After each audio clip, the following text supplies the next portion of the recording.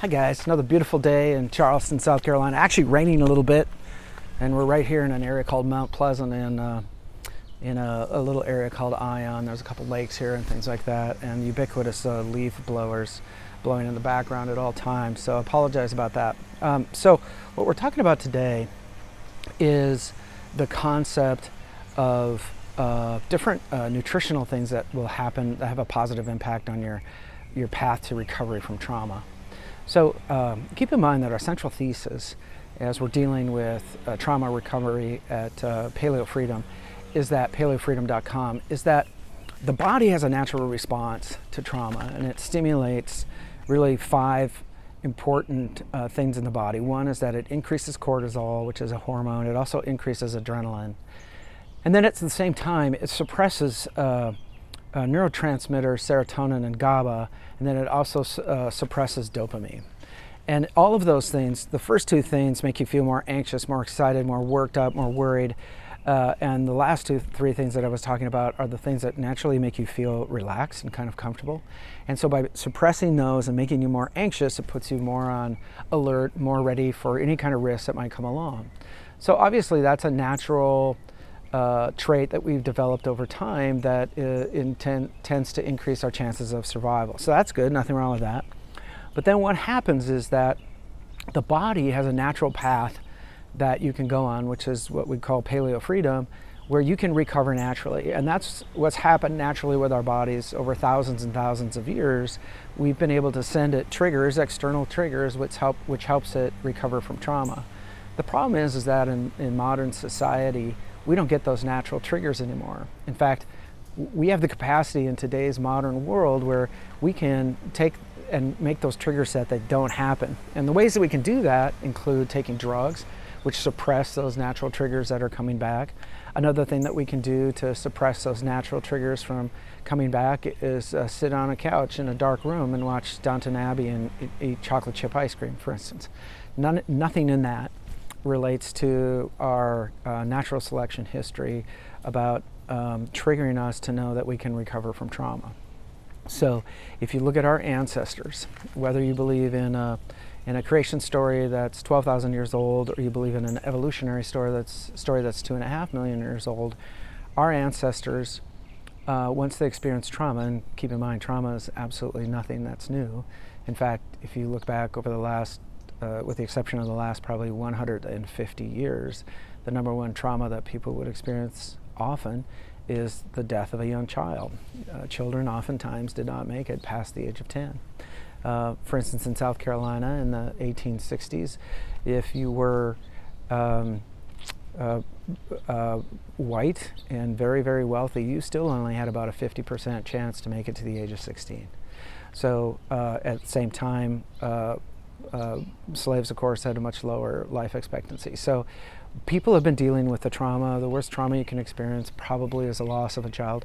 People have been dealing with that trauma forever. And what happens is that the people that learn how to survive from that trauma, respond, get back in the natural rhythm and the natural pattern of life, are more likely to go out and hunt, more likely to plant seeds, harvest the crop, protect the family that they already have. People that are still stuck in that trauma response, they're not going to be able to do that.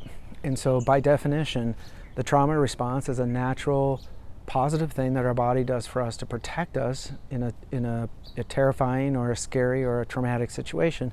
But trauma recovery is also something, a natural thing that our body will do. But our body has learned these external triggers, and we've found a way to suppress those external triggers in today's kind of modern society.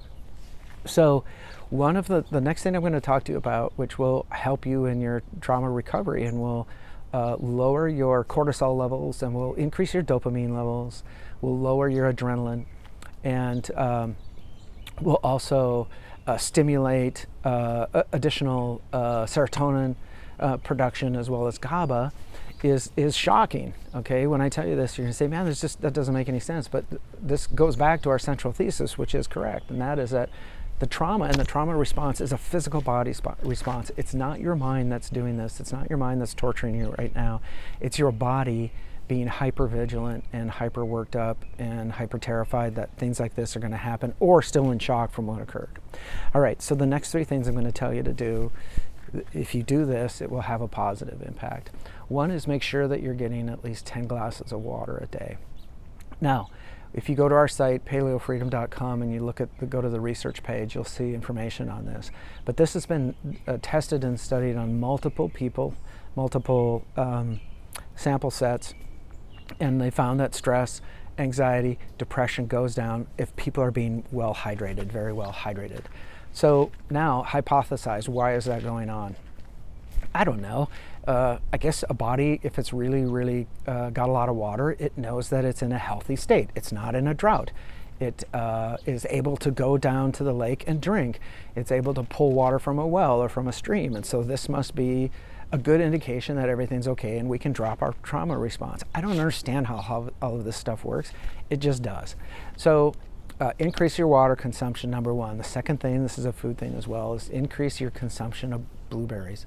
Now, why blueberries? They're really rich in antioxidants, so that's a good thing in its own right.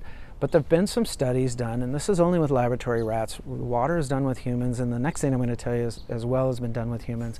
But blueberries, that's just been done with laboratory rats. But what they've seen with traumatized laboratory rats is that their trauma response and the inflammation that goes on in the front part of a brain that's a response to trauma, yes, your brain actually does increase and get inflamed when you're dealing with trauma, that inflammation goes down.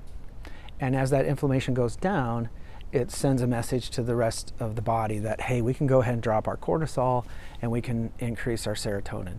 I know it sounds goofy, but it's really true. It really works.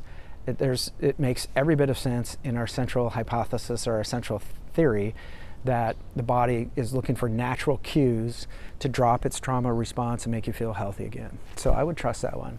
And then the third thing relates to essential fatty acids, EPA and DHA.